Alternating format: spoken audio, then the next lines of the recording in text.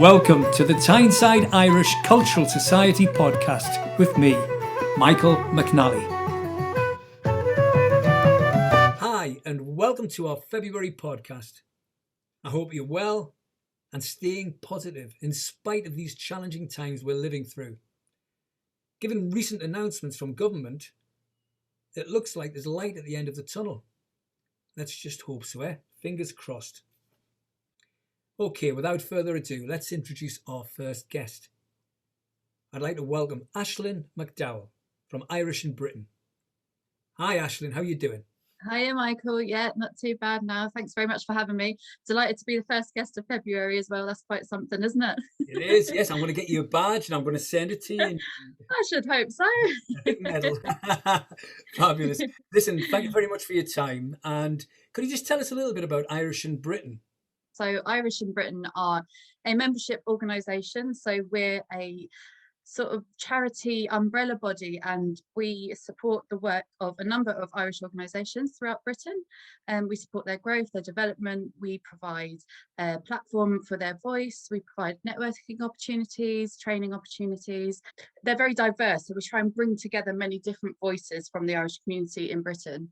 And we sort of have members up and down the country, so Tyneside, obviously, Manchester, Birmingham, London, as far as Jersey. So yeah, it's a real kind of diverse group of organisations who we bring together. And we also have a number of campaigns. So we have sort of physical health, mental health. We have our Quivna, which is our Memory Loss Alliance project. How did you get involved with Irish in Britain? I, for many years, worked in social housing, but specifically in organisations set up for the Irish diaspora in London. So I worked for an organisation called Causeway when I came out of university as a housing officer. They're based in North London. And then I worked for Innisfree, which is another housing organisation over in Kilburn. And both of those organisations were members of Irish in Britain. Obviously, I'm very passionate about working with the Irish diaspora. I wanted to sort of just take a little slight diversion away from housing, but still maintain my role within the Irish community.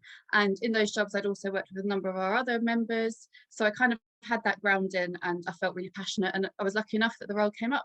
And a lot of people are feeling quite isolated currently. Yeah. I know that you've been involved in the rollout of KOMP, KOMP. Could you tell us a bit about that? We have partnered with KOMP, who are a company who provides, they are like tablets, but they're very simple. So it's a real basic communication tool, and it's designed to reduce isolation, but also create digital inclusion where there may not otherwise be in the older generation. And the KOMP is a single button tablet, which is designed to allow people who are isolated to communicate with their family who access it through an app on a smartphone. They can do pictures, they can do video calls, they can set reminders. It's really something quite special, to be honest. Do people need Wi-Fi to make this operate? No, so that is another thing that is very unique to KOMP, and the internet is provided in the device. So you don't have to have a separate internet provider. So there's no sort of additional cost, no additional hassle. So it's kind of built into the device. So it's dead easy. You know, there's nothing else to think about beyond kind of pressing the button and saying hi to everyone. How many of these are available, and how difficult is it to access one of these KOMP machines? Obviously, because we are working in partnership with KOMP, we have our pilot rollout, which I believe we had 16 devices in total spread over 4 partners. And then obviously our partners are welfare organisations like yourselves, and they have obviously put them out into the community. People can approach KOMP directly for the devices, but what we are hoping is that we can try and broker some more relationships between members and sort of other organisations and members of the public, because it really has generated a lot of interest. Actually, we've had a lot of member inquiries, but also a lot of public inquiries. And also it has the it doesn't have the appearance of like a tablet or an iPad, which is, I think, is a really cute touch. It has the appearance, now I'm going to say old school without labeling a decade specifically, because I don't want to get it wrong. Sound really ignorant, but it has an old school TV appearance, you know, the kind of screen and the kind of dial button, which I think is a real sweet touch, because it makes it seem like a technology that's really familiar. Yeah. Do you know? So you already kind of have that feeling of being familiar with it, and it's so much less daunting. And you know, I think that's a really nice thing about it, as well as it being so easy to use. And even for the family and friends, it's dead easy. You know, it's just a smartphone and there's an app. It's a free app, so there's no extra cost. The setup is very easy. It does rely on family members being tech savvy to the point that they use a smartphone, but honestly, most people do now. Do you know, that sort of way? So there really isn't any barriers to communicating, and we've really had some lovely stories actually of family kind of connecting, so far as New Zealand, obviously a lot of family in Ireland, and people have seen grandchildren as babies that they hadn't met yet, and just so many lovely anecdotal stories, honestly. Yeah. I'm really grateful that you've explained that, and I hope that we continue. I know that a couple of people have already engaged with this and are getting the benefits, so that's absolutely tremendous, and we hope that there's going to be some more impact on our community. It's wonderful, like the work that you're doing, and we really appreciate everything, and we appreciate your time today too. So, like, we had technological difficulties getting you on here today, didn't we? Michael, me and you need a comp now. We need the simplified version, don't we? I think it would suit me down to the ground. I do. It's been absolutely lovely talking to you. Oh, thank you. It's my absolute pleasure to come on, and delighted to be working with Tyneside on the comp as well.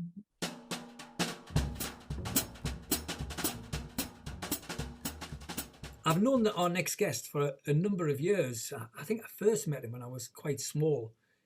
He's only 33, mind you, so I'm probably exaggerating a little bit. But Benny Graham is someone I've always admired, and I'm really pleased to have a chance to have a chat with him on the podcast. So welcome, Benny. How are you doing? I'm fine. Like I say, it's the same with the whole world over. Everybody's been tied up in the house, but apart from that, everything's okay. The world's going along swimmingly. Now, Benny, I believe it was your grandfather who was Irish. No, it was my uncle's grandfather that was Irish.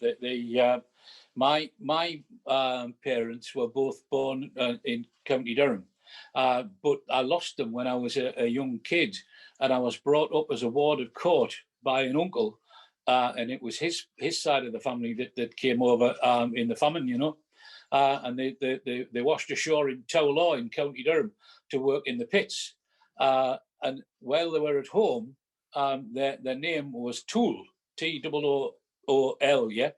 But by the time they arrived in Towlaw, they had such a thick accent that when the first of them went to get married, the priest wrote them down as Toal, Toal, yeah.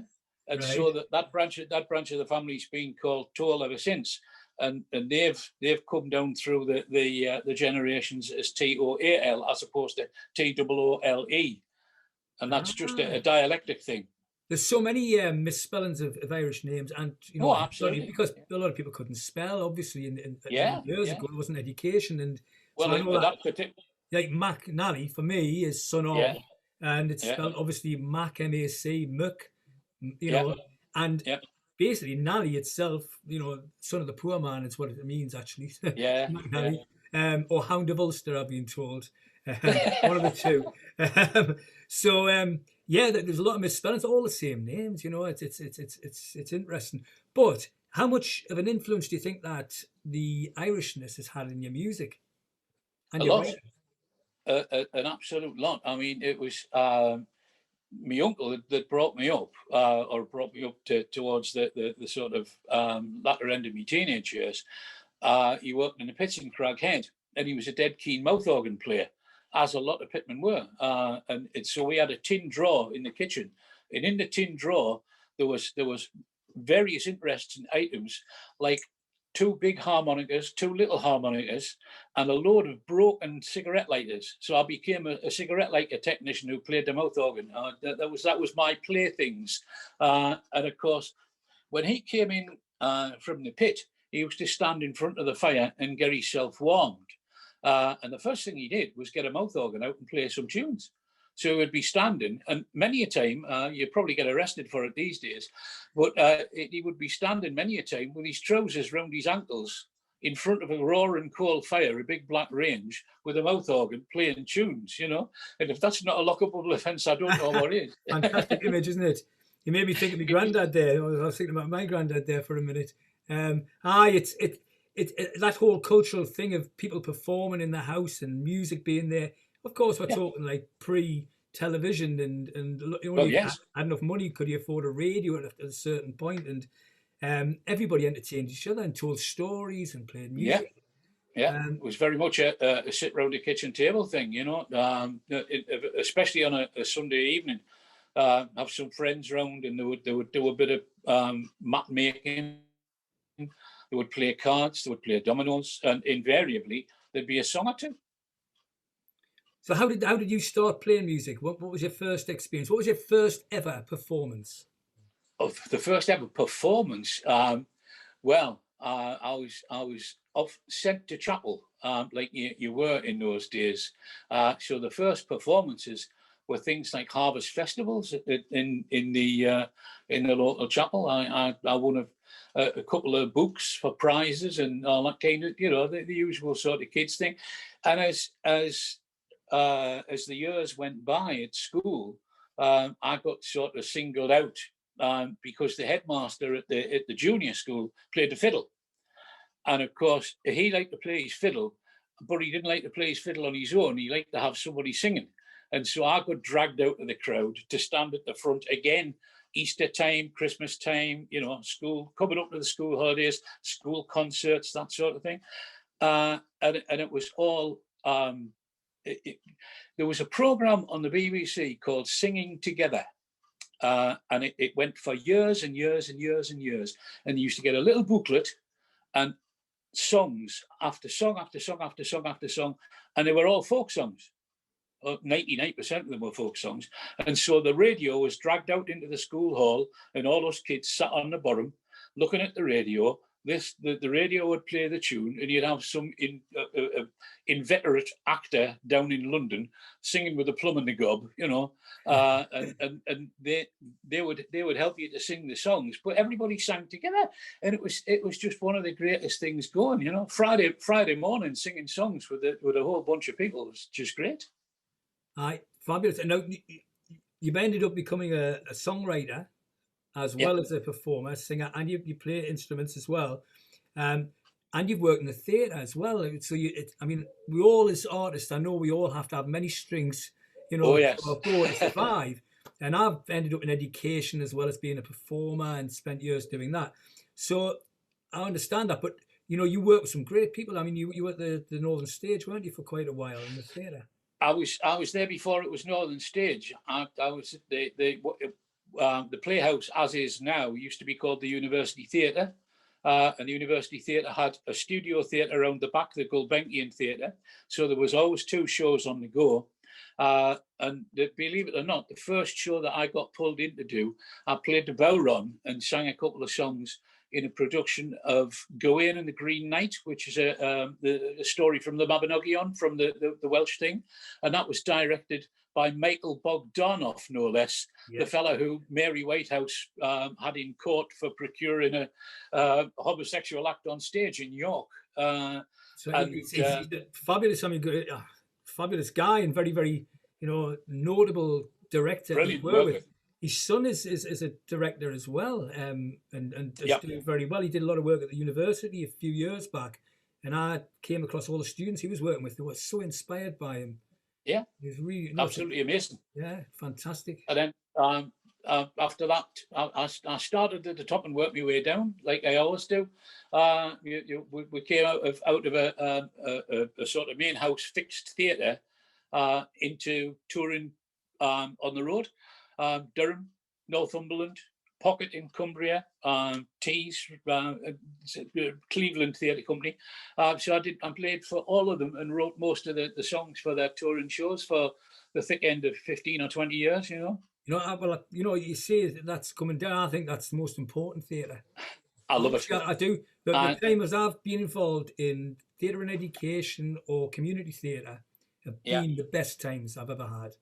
Because you're right in the middle of real people, not the ones who, you know, generally middle class people who love going to live theatre and talking about, oh, that play was marvelous and all of that. Not like that at all, but real people, often older members of the community or young children who probably, if they're lucky, might ever get to see a pantomime, and that would be it. So you have a chance to go and engage. So I think it's the most valuable form of theatre. Well, there was a small scale touring company called KOMP in Dipton, which is only about 4 miles from where I'm sitting now, and they had a thing going with the school on the other side of the road from where they were, and it was called Dipton Colliery, not Colliery, but Colliery, and that came from the field where the colliers used to meet of an evening, and so it was the Lee, Lea, and it gradually, and they had a 175 years the school had been there, and I went in to work with the kids and wrote a new school anthem for them for this little show that they were putting on, which they still sing. And I mean, that's just wonderful, that, that's better than writing a pop hit, But the best of it was, there was a line in it. The school was built in the reign of Queen Victoria. And we were sitting in the office one day, and one of the bands from the school came in with a picture of the field with a few sort of foundation stones being laid for the school, and all these big grey streaks across the thing. So I said, "What's the grey streaks?" And she said, "That's the reign of Queen Victoria." It was chucking it down. Oh, I love it. It's a great part of the world. Dipton, and my kids both went to St. Patrick's, just up the hill in Flint Hill there. Of course. So so I know the area very well. And KOMP, great people who were involved. Lovely folk. Yeah, great. We need more and more of that, Now, folk clubs and the folk scene, I know we've had a very fallow period in the last year for gigs, for everyone. But what's the folk scene now? Where can I go and watch folk music now in the Northeast when we get back to normal? I know it's getting harder and harder and harder to do. I mean, a lot of the clubs. I mean, when I first started, and we're going back, donkey's years, you could go to 3 or 4 different folk clubs any night of the week. I used to arrange tours for people coming up, and I never had a bother getting a week's work for them. You'd have trouble now getting a couple of days. The Bladen Club's still on the go. The South Shields Club's still on the go. There's places around. There's places down in Darlington and all the rest of it, but fewer and further in between than they ever used to be. And then, of course, you've got another layer of the cake, if you like, because if you take those clubs as grassroots, a lot of the music that would have been still in the folk clubs has shifted into places like arts centres. And so you've got little arts venues and that's going in. But they kind of, they've become sort of miniature concerts as opposed to folk clubs where people were encouraged to join in and sing choruses and then, sort of become part of the night.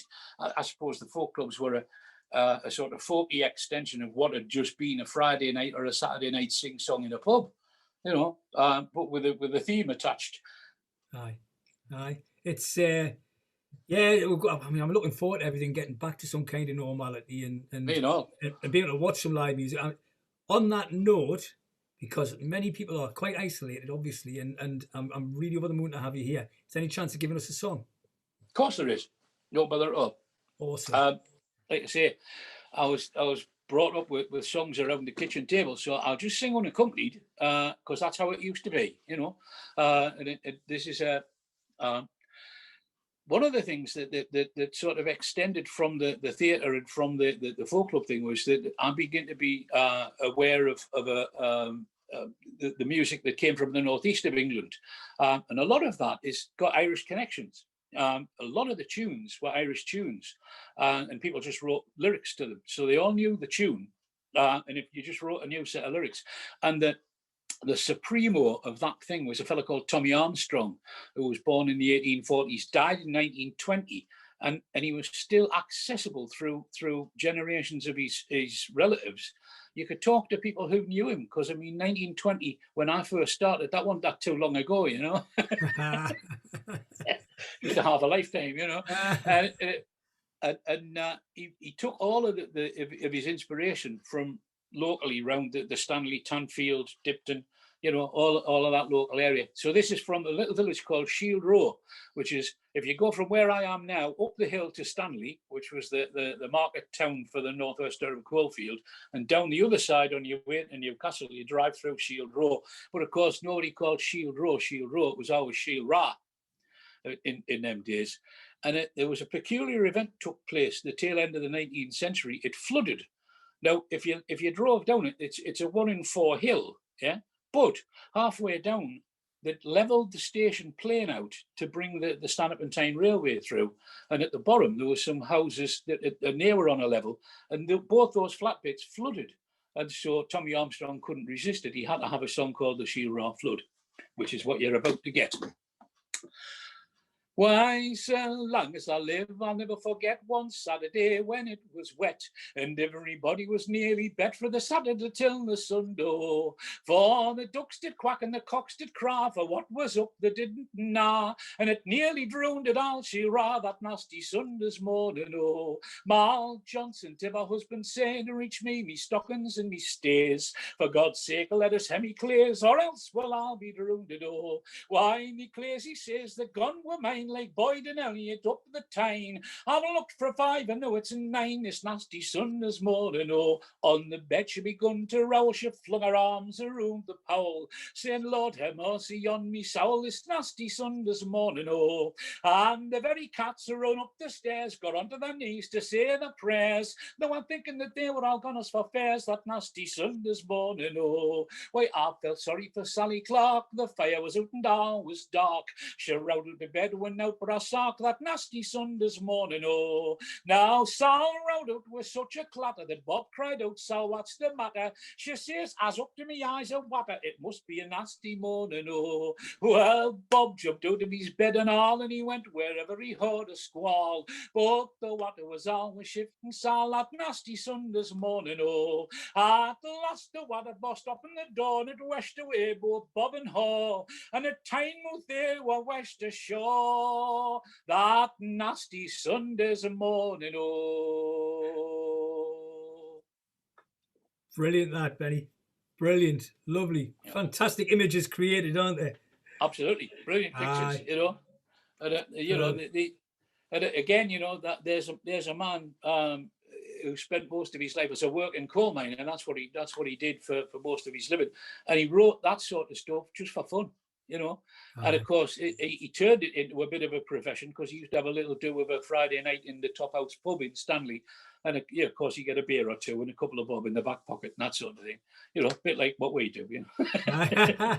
Now it changes. Now changes. Well, listen, it's been an absolute pleasure having you on the podcast, and it's great to talk to you and see you looking so well. It must be the air up there in the Highlands. Oh, it is. So far, so good. You know, we keep on breathing the thin stuff. You've got to watch out the migrating polar bears, though, you know. I know. Is the snow still there, or is it gone now? No, it's melted, but only just. I'm serious. In fact, you can still see bits in the hedge backs. And that was always a danger. And all the old fellas used to say, if you can still see the snow in the hedge backs, there's more to come. Oh, is that right? Benny, it's been great talking to you. Thanks very much. I look forward to seeing you in the Irish Centre. And as soon as we can get back together again, I'd nearly organised to do just before the last of the lockdowns, because I've been given the English Folk Dance and Song Society's gold badge for services to over and above, you know. And all that sort of business. And I want to organise just a night singing and playing, and just all the folks that I've known, you know, and just let's have a little bit of a hoolie and celebrate the fact, you know. And of course, I had just about got all of that organised when bang, down come the shutters, and there we go. So hopefully when the shutters go up, we'll reorganise it and we shall all meet upstairs and have a bit of a do. Absolutely brilliant. I look forward to that. That's all we have time for this month.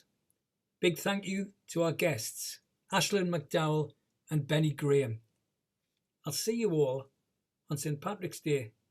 It's coming up very soon. Take care, everyone.